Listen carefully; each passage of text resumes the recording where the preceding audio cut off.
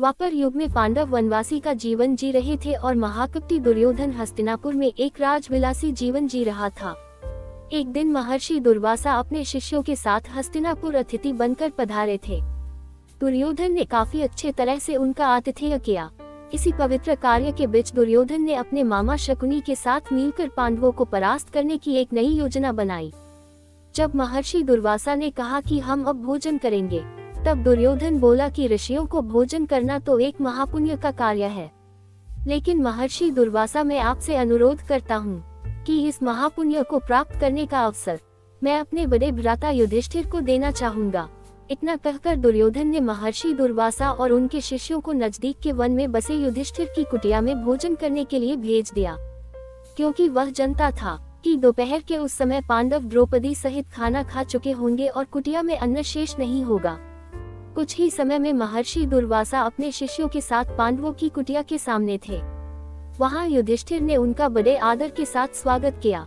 महर्षि दुर्वासा ने युधिष्ठिर को दुर्योधन के साथ हुआ अपना वार्तालाप बता दिया और कहा कि मैं और मेरे शिष्य स्नान के पश्चात भोजन ग्रहण करेंगे। इतना कहकर वह सभी ऋषिगण स्नान करने के लिए नदी पर की गए। धर्मराज युधिष्ठिर ने ये बात तुरंत जाकर द्रौपदी को बताई। द्रौपदी ने कहा, इस वक्त तो हमारे पास कुछ भी भोजन शेष नहीं है। द्रौपदी का दिल यह सोचकर घबराने लगा, अगर ऋषियों को भोजन नहीं कराया तो उन्हें महर्षि दुर्वासा के क्रोध और शाप का पात्र बनाना पड़ेगा। उस कठिन घड़ी में द्रौपदी अपने मित्र सखा कृष्ण को याद करने लगी। उसी वक्त लीलाधर कृष्ण ने द्रौपदी की कुटिया के अंदर प्रवेश किया। उन्हें देखते ही द्रौपदी उनके पास दौड़ती हुई गई और उन्हें अभिवादन करके अपनी समस्या बताने लगी।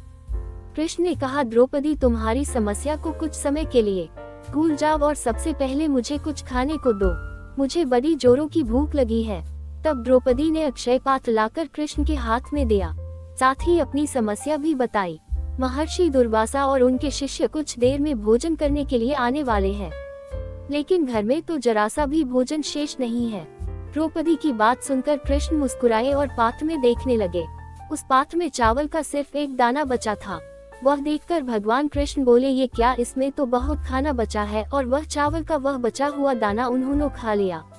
इधर कृष्ण के चावल का वह दाना खाते ही उधर स्नान करके नदी से बाहर निकले महर्षि दुर्वासा और उनके शिष्यों का पेट भर गया और उन्हें डकारें आने लगी और वह युधिष्ठिर की कुटिया के ओर जाने के बजाय अपनी यात्रा के लिए प्रस्थान कर गए।